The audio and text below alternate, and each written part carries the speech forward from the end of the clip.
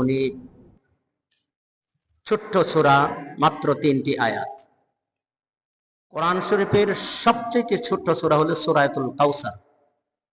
এরপরেই এই সূরাটা, এটারও 3টি আয়াত। আল্লাহ পাক রাব্বুল আলামিন বলেন, আল্লাহ তাআলা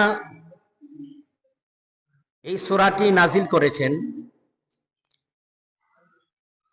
আল্লাহ তাআলা যদি কোরআন পাকে 114টি সূরা, আল্লাহ তাআলা যদি মহাগ্রন্থ কোন সূরা যদি নাজিল না করতেন অথবা কোন আয়াত নাজিল না হতো, মানুষের ইহকাল এবং পরকালের কল্যাণের জন্য এই সূরাটি যথেষ্ট। কোন সুবহান। যদিও সূরাটি অনেক ছোট, এটার তাৎপর্য, এটার ব্যাখ্যা বিশ্লেষণ অনেক বড়, ব্যাপক। আমরা আশা করি আগে তরজমা শুনে নেব, এরপরে সংক্ষিপ্ত কিছু তাফসীর যদি আল্লাহ তাআলা বলার তৌফিক দান করেন, বলা সম্ভব হবে। আল্লাহ পাক রব্বুল আলামিন বলেন, ওয়াল আসর ইন্নাল ইনসানা লাফি খুসর ইল্লাল্লাযীনা আমানু ওয়া আমিলুস সালিহাতি ওয়া তাওয়াসাউ বিল হাক্কি ওয়া তাওয়াসাউ বিস সাবর। আল্লাহ পাক বলেন ওয়াল আসর, আল্লাহ সুবহানাহু ওয়া তাআলা বলেন আমি আসরের সময়ের কসম কে বললাম। কসম কে খাইতেছেন? আল্লাহ তাআলা। আল্লাহ, আমরা যখন কসম খাই আল্লাহর নামে কসম খাই। আল্লাহর নামে ছাড়া অন্য কাহারো নামে কসম কাটা, আমার মার কসম, বাবার কসম, আমার সন্তানের কসম, এই মসজিদটা সয়ে কিছু কসম, এই মাটির কসম, মাটি, এগুলি সমস্ত শিরিক। এগুলি সমস্ত কি শিরিক। অনেক অনেক মানুষ বলে এই মাটি সইয়া হাত দিয়ে হইতেছি, মাটিটা সইয়া, কথাটা আমার বিশ্বাস কর, কিন্তু এই কথাটা বলাটা কি শিরিক। কসম খাইতে হবে আল্লাহর নামে। কোন কথা যদি সত্য কথা বিশ্বাস করতে চায় না, এই মুহূর্তে তখন আমি আল্লাহর কসমকেই বলি, তুমি যে বিশ্বাস না করি কথাটা আমি সত্যই বলতেছি। আল্লাহ পাক কার নামে কসম খাবেন? কারণ আল্লাহর চেয়ে বড় তো আর কেউ নাই। আমরা মার নামে, বাবার নামে কসম খাই, এইগুলি সম্পূর্ণ ভুল। মার নামে কসম খাওয়া যাবে না, বাবার নামেও কসম খাওয়া যাবে না, চন্দ্র সূর্যের নামে কসম খাওয়া যাবে না। কসম একমাত্র আল্লাহর নামে। আল্লাহ পাক রব্বুল আলামিন বলেন ওয়াল আসর, আল্লাহ তাআলা বলেন আমি সময়ের কসমকে বলছি, সময়ের কসম, কালের কসম। আল্লাহ পাক রব্বুল আলামিন বলেন আসরের সময়ের কসম। এই সময়ের কসমটা কেন খেলেন? কসমকে আল্লাহ তাআলা পরবর্তীতে বলেন ইন্নাল ইনসানা লাফি খুসর, পৃথিবীর সমস্ত মানুষ ক্ষতির মধ্যে আছে। পৃথিবীর সকল মানুষ, আল্লাহ তাআলা এখানে পৃথিবীর সকল মানুষ ক্ষতির মধ্যে। ইল্লাল্লাযীনা আমানু, যারা ঈমান এনেছে তারা ব্যতীত, যারা 4টা কাজ করবে। ওয়া আমিলুস সালিহাত, ঈমান আনার পর আমলে সালেহা করবে। ঈমান আনলো কি আনলো না সেটার প্রমাণ হবে আমলে সালেহা দিয়ে। আমলে সালেহা করলো কি করলো না সেটা প্রমাণ হবে ওয়া তাওয়াসাউ বিল হক, সে হকের দাওয়াত দিল কে। মানুষ তো দাওয়াত দেয় বিভিন্ন দিক দিয়ে দাওয়াত দেয়, গানের দাওয়াত দেয়, বিভিন্ন খারাপ কাজের আহ্বান করে দাওয়াত দেয়। আল্লাহ তাআলা বলেন ইল্লাল্লাযীনা আমানু, যারা ঈমান আনার পর ওয়া আমিলুস সালিহাত, আমলে সালেহা করেছে। ঈমান আনলো কি আনলো না প্রমাণ হবে আমলে সালেহা দিয়ে। আমলে সালেহা কি করলো করলো না প্রমাণ হবে ওয়া তাওয়াসাউ বিল হক, সে কি হকের দাওয়াত দিয়েছে কিনা, দিয়েছিল কিনা। হকের দাওয়াত দিল কি না দিল সেটার প্রমাণ হবে। আল্লাহ তাআলা বলেন ওয়াতাওয়াসাউ বিস-সাবর, পরস্পর হকের দাওয়াত দিতে হবে। পরস্পর হকের দাওয়াত দিতে গিয়ে তখনই যখন জুলুম নির্যাতন আসবে তখনই ওয়াতাওয়াসাউ বিস-সাবর, ধৈর্য ধারণ করতে হবে, সবর ইখতিয়ার করতে হবে এবং সবরের উপদেশ দিতে হবে। গেল শাব্দিক তর্জমা। আল্লাহ তাআলা প্রথম কিসের কসম খেলেন? সময়ের কসম। এখানে বলা হয়েছে ওয়াল আস, আল্লাহ তাআলা কালের কসম খেলেন, সময়ের কসম খেলেন। আর এটা এমন একটি সময়ের কসম খেয়েছেন, অল্প সময়, আসরের পরে কোনো সময় আর বেশি থাকে না। সূর্য পশ্চিম দিকে হেলার পরে আসরের নামাজের সময় যখন হয়ে যায়, আসরের নামাজের পর আস্তে আস্তে দুনিয়াতে সূর্যটা আস্তে আস্তে ডুবে যায়, সূর্যের দিনের অস্তিত্ব শেষ হয়ে যায়। আস্তে আস্তে সূর্যটা যেমনি ভাবে ডুবে যায়, অল্প সময়ের মধ্যেই সূর্যটা অস্তমিত হয়ে যায়। ঠিক তেমনি ভাবে আল্লাহ তাআলা বলেন ওয়াল আস, আল্লাহ তাআলা কালের কসম খেলেন, সময়ের কসম কে বললেন? তার কারণ হলো মানুষের সময়টাও অতি অল্প সময়। আল্লাহ তাআলা বলেন সময় অল্প কিন্তু কর্মসূচি বেশি, কাজ অনেক বেশি, কর্মসূচি বেশি। সময় অল্প, আল্লাহ তাআলা বলেন ওয়াল আস, আমি আসরের সময়, আসরের নামাজ যখন হয় ওই সময়ের কসমকে আল্লাহ তাআলা বলতেছেন।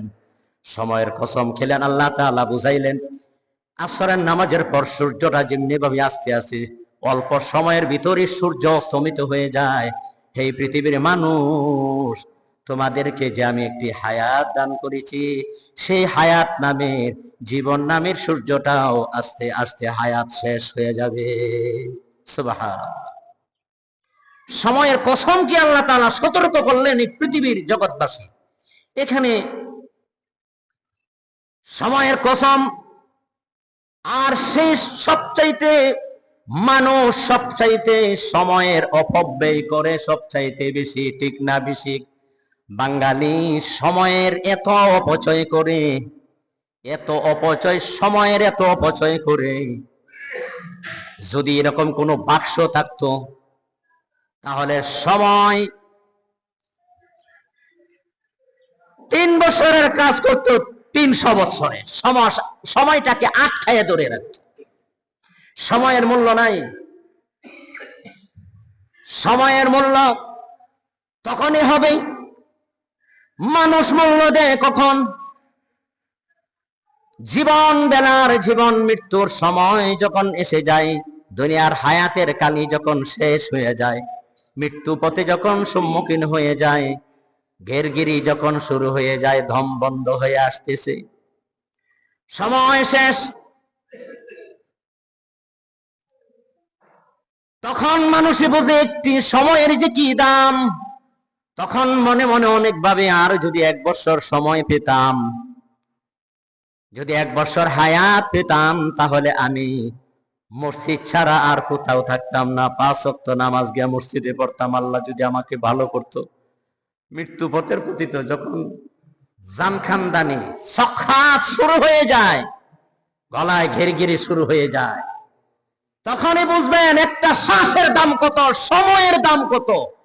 আর সময়, মানুষ সময় থেকে হেলাই খেলায় সময় চলে যাচ্ছে, সময়ের কোনো খবর নাই।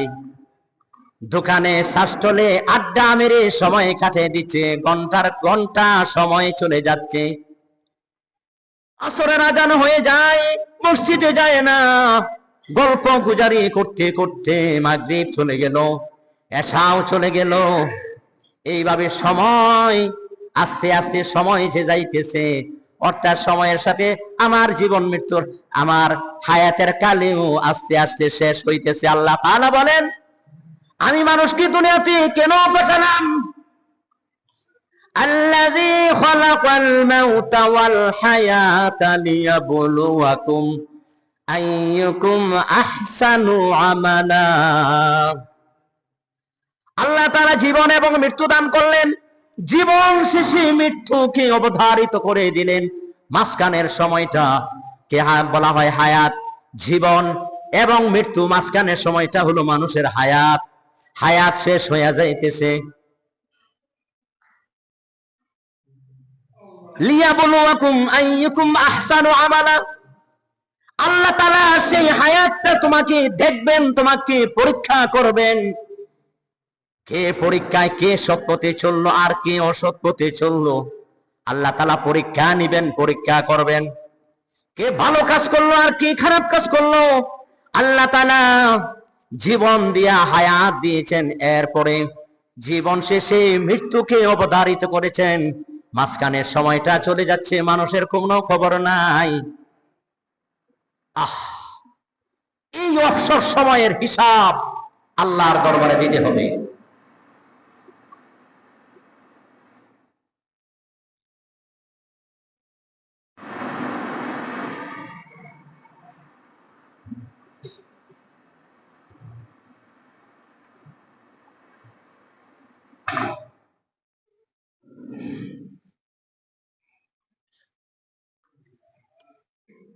সময়, আজকে সময়ের দাম নাই আমাদের কাছে। সময়ের দাম হবে যখন মানুষ মৃত্যুর সময় এসে যাবে, তখন বললে একটু যদি সময় পেতাম, কথাটা যে কথাটা বলতেছিলাম। কিন্তু সময়ের কোনো মূল্য নাই। জীবনের গাড়ি, জীবন যেদিন শেষ হয়ে যাবে সেদিন সময় চাইলেও আর পাবে না। এই জন্য আল্লাহ তাআলা বলেন ওয়াল আসর, আমি আসরের সময়ের কসম খেয়েছি, খুবই অল্প সময়। আসরের নামাজ পর সূর্যটা আস্তে আস্তে অল্প সময়ের মধ্যে চলে যায়। আল্লাহ তাআলা আখির জামানার নবীর উম্মত, বিশ্ব নবীর উম্মতের হায়াত দিয়েছেন একদম অল্প সময়। সবচেয়ে আমাদের নবীদের উম্মত আমরা যারা, আমাদের হায়াত সবচাইতে অল্প। মৃত্যুর কোনো গ্যারান্টি নাই, আসার সিরিয়াল আছে, যাওয়ার কোনো সিরিয়াল নাই। এই জন্য আল্লাহ তাআলা সময়ের কসম খেয়ে বললেন, বান্দা হুঁশিয়ার হয়ে যাও, হুঁশিয়ার হয়ে যাও। এরপর আল্লাহ তাআলা বলেন ইন্নাল ইনসানা লাফি খুসর, পৃথিবীর সকল মানুষ আছে ক্ষতির মধ্যে। আসলে ক্ষতি, প্রত্যেকটা মুহূর্ত মানুষের ক্ষতি। যারা নেক আমল করে না, যারা ঈমান আনছে না, তাদের ক্ষতি বেশি, ঠিক না ঠিক?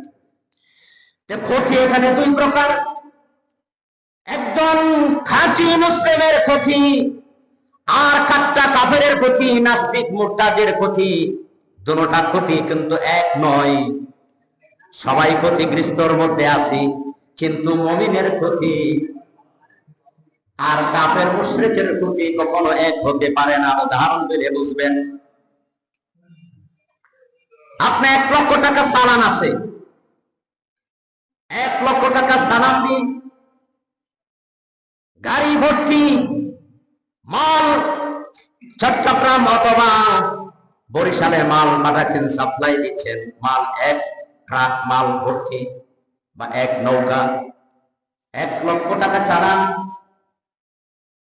চালান খাঁটি দেখা গেল আপনার 30,000 টাকা, আপনার লাভ আসলো 1 লাখ টাকার ব্যবসা করলেন। আল্লাহ তাআলা আপনাকে 30,000 টাকা লাভ দিলেন, এটা কি লাভ? আসলে ঠিক আছে, লাভও হয়েছে 30,000। ব্যবসায় কিন্তু লাভও হয়, লসও হয়। কি হয়? লাভ এন্ড প্রফিট, লাভও আছে, লসও আছে। যে দেখা যায় 1 লক্ষ টাকার মাল লাভ কম হয়েছে, কিন্তু এটাও ক্ষতি। আর 1 লক্ষ টাকার মাল দুর্বৃত্তরা আগুন দিয়া পুরা ট্রাক্টরে জ্বালাইয়া দিছে, অর্থাৎ লাভও শেষ, আসলও শেষ। আসল নাই, লাভ নাই, সব ধ্বংস হয়ে গেছে, ক্ষতি হয়ে গেছে। দুই ক্ষতির মধ্যে কি পার্থক্য আছে না নাই? আছে। আকাশ আর পাতাল পার্থক্য। লাভও নাই, আসলও নাই। যারা মুমিন তাদের আসল আছে, তাদের আসল হলো ঈমান। আর কাফের মুশরিক যারা, নাস্তিক মুরতাদ যারা, তাদের আসল নাই, তাদের হলো ঈমান নাই। কারণ আসল যার নাই, আসল না থাকলে সেই ব্যবসার মধ্যে কোনো লাভ হতে পারবে না। মুমিনের ক্ষতি আর কাফেরের ক্ষতির ব্যবধান হলো, মুমিনের ক্ষতি হলো 30,000 টাকা লাভ হলো, কিন্তু 3,000 টাকা লোকসান গিয়েছে, লস হয়েছে, সেটা হলো লাভের লস। মুমিনের ক্ষতি হলো লাভের লস, তার আসল ঠিক আছে, ঈমান ঠিক আছে। তার ক্ষতি হয়েছে, লাভের লস হয়েছে, কিন্তু তার আসল ঠিক আছে। কাফের বেঈমান যারা, যে উদাহরণটা দিলাম, এক ট্রাক ভর্তি মাল দুর্বৃত্তরা জ্বালিয়ে দিয়েছে, আসল শেষ, লাভ শেষ, সব শেষ হয়ে গেল। কাফের বেঈমান মুশরিক যারা দুনিয়াতে বাস করতেছে, তারা আসল শেষ, তারা এরকম ক্ষতির মধ্যে আছে, তাদের লাভও নাই, আসলও নাই, সব শেষ। তো মুমিনের ক্ষতি আর কাফেরের ক্ষতি পার্থক্য আছে? বুঝেন নাই মনে হয়? পার্থক্য আছে না? মুমিনের ক্ষতি হচ্ছে লাভের লস, লাভ হতো বেশি, কম হয়েছে, কিছু ক্ষতি হয়েছে। আর কাফেরের ক্ষতি আসলও শেষ, লাভও শেষ। আমরা যারা ঈমান আনলাম, ঈমান কিন্তু একটা সহজ কথা নয়। ঈমানের উপর অবিচল অটল থাকা কিন্তু সাধারণ কথা নয়, সাধারণ ব্যাপার নয়। আল্লাহ তাআলা বলেন, ইন্নাল ইনসানা লাফি খুসর, নিশ্চয়ই পৃথিবীর সকল মানুষ ক্ষতির মধ্যে আছে। বুঝাইতে পারলাম কিনা জানি না। মুমিনের ক্ষতি আর কাফেরের ক্ষতির মধ্যে কি রকম পার্থক্য?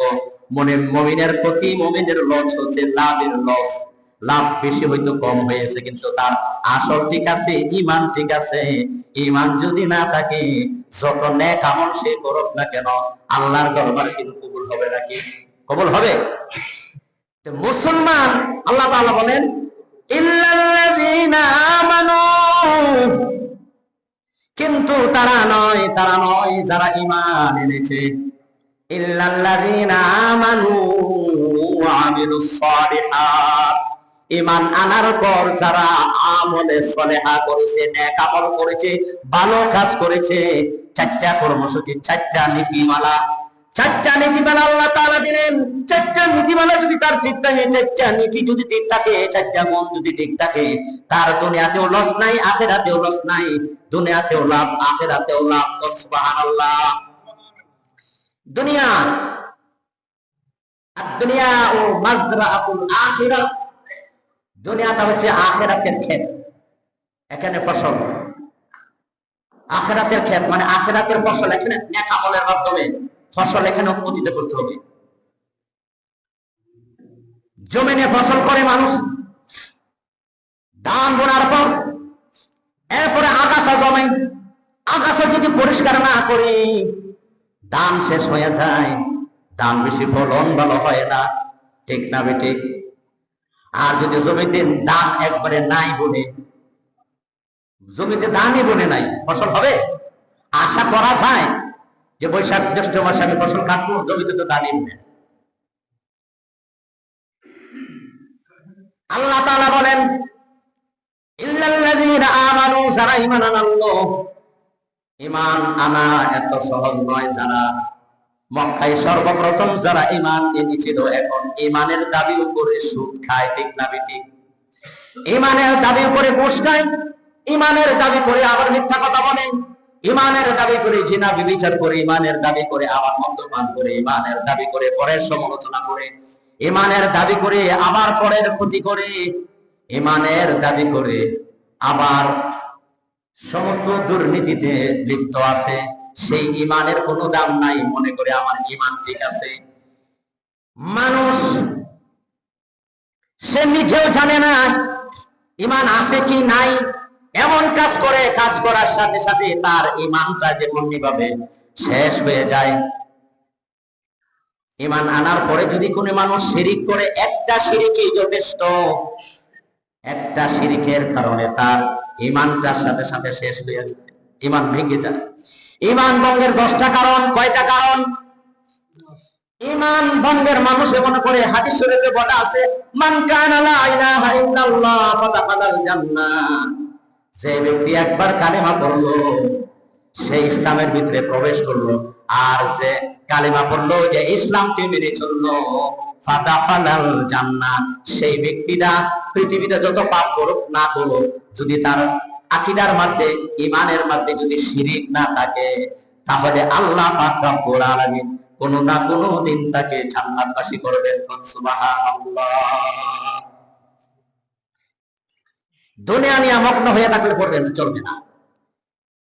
50 লক্ষ টাকা দিয়ে একটা বিল্ডিং নির্মাণ করেছেন, উপরে দিয়া টাইলস করেছেন, মোজাইক করেছেন, এত সুন্দর বিল্ডিং।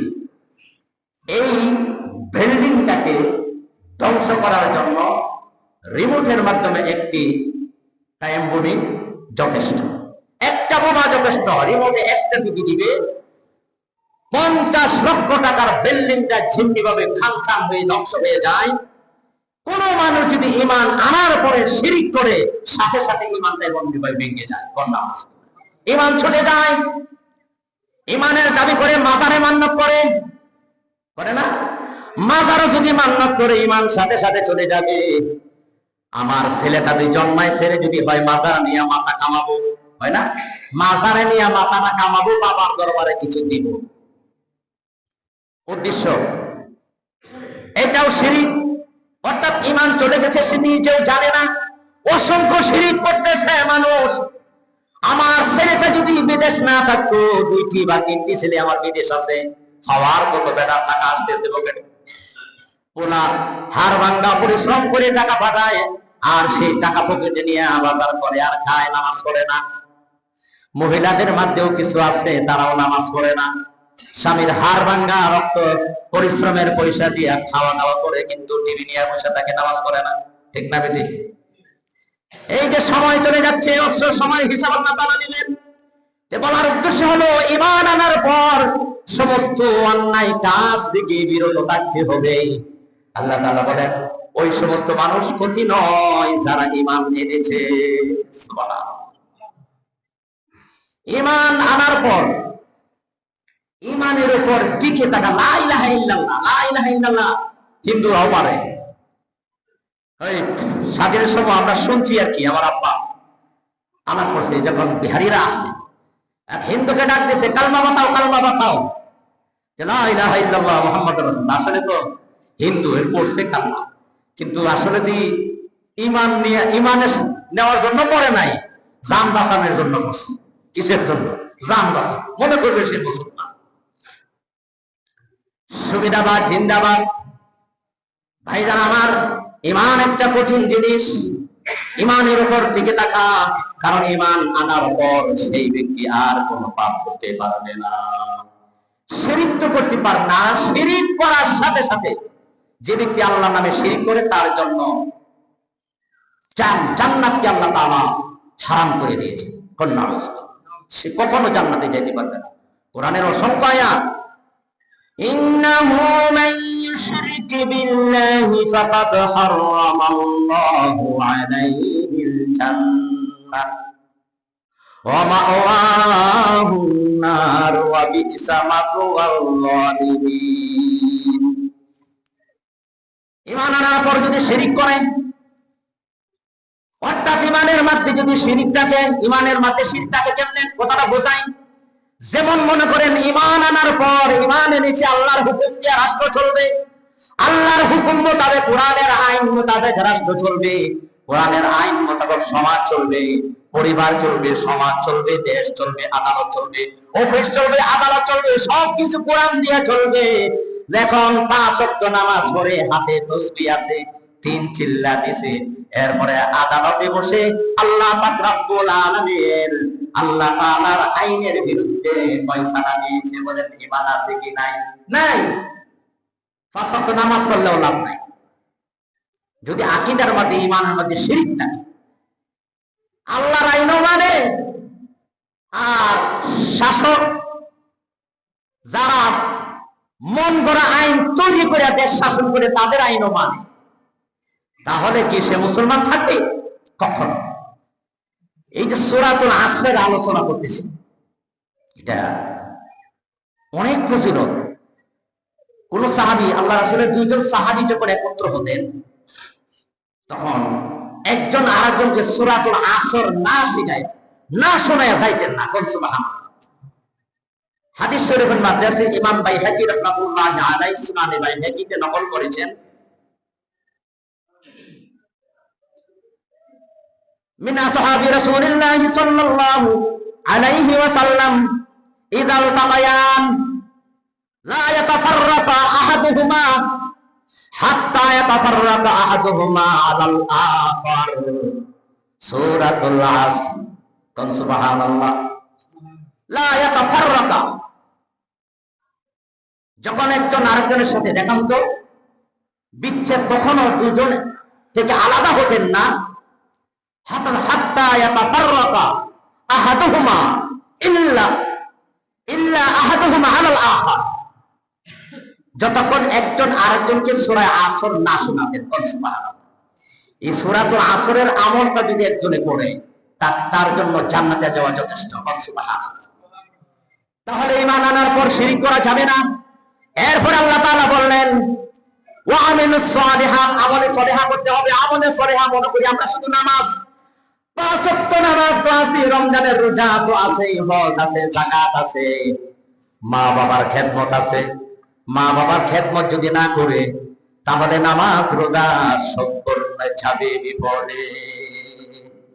যেহেতু আল্লাহ তাআলা বলছেন ওয়াকাদা রাব্বুকা আল্লা তা'বুদু ইল্লা ইয়াহু ওয়া বিল ওয়ালিদাইনি ইহসানা, তোমার রবের সিদ্ধান্ত, তোমার রবের পক্ষ থেকে সিদ্ধান্ত হয়েছে, চূড়ান্ত সিদ্ধান্ত ফয়সালা দিয়ে দিয়েছেন, একমাত্র আল্লাহ পাক রব্বুল আলামিনের ইবাদতের পরে মা বাবার সাথে সৌজন্যমূলক আচরণ করো, ভালো নম্র সৎ আচরণ, ভালো ব্যবহার করো।